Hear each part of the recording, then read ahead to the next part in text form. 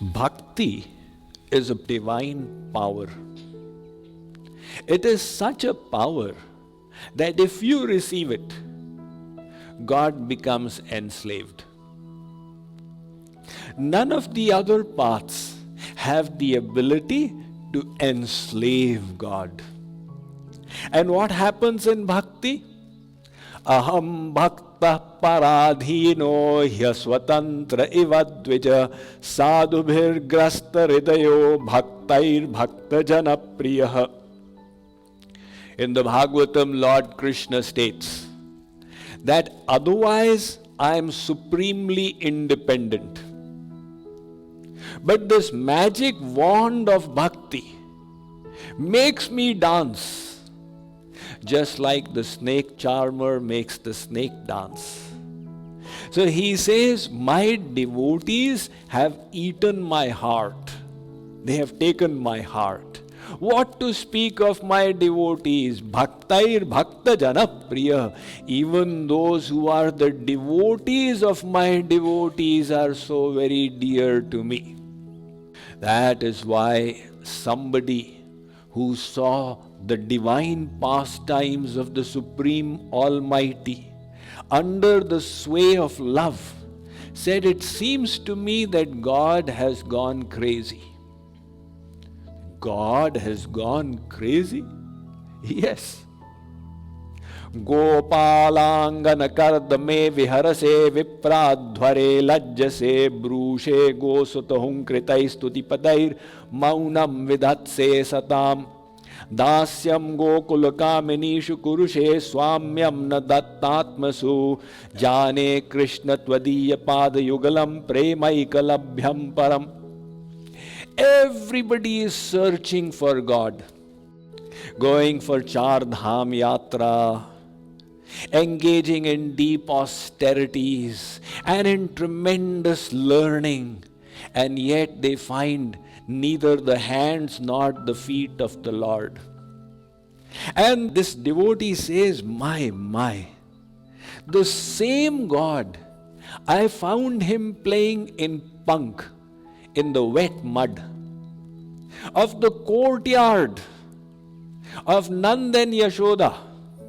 In other words, from infinite universes in one universe, within that on one planet Earth, in one Bharatvarsh, in that one district of Mathura, one Gokul village, and the house of Nanda Baba, his courtyard, I found God playing.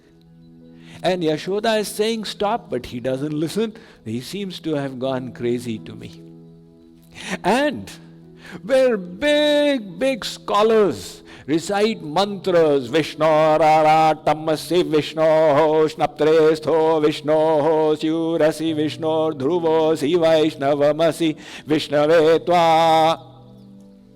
Panditji says, Yajman says, where is this Vishnu Panditji? Hey, quiet, you will see him. But nobody sees him. And where did you find that Vishnu? He is with the cows, telling the calf is doing hunk hunk. Sri Krishna is telling the calf in the ear, what is the matter? You have not drunk your mother's milk? Go ahead and drink it and leave a little bit for me. Now, isn't God crazy to do such things? So, how did this happen? That was the power of bhakti or love, that it enslaves the master of infinite universes. And nothing else can do that. Hence, Naradji says, this is above and beyond the other means of God realization. There is another sense to it as well. You see, through the other paths, you cannot realize God in His personal form. You can go close to Him, but not completely. That is why in the Bhagavad Gita 18th chapter, Lord Krishna says, Brahma bhuta prasannatma na shochati na kankshati samah sarveshu bhuteshu. That Jnani Arjun becomes Brahma bhut, situated in the self, neither hankering nor lamenting, equally disposed towards everybody. Does anybody remember this verse from the Bhagavad Gita? So what is last 1/4 line? Mad bhaktim labhate param.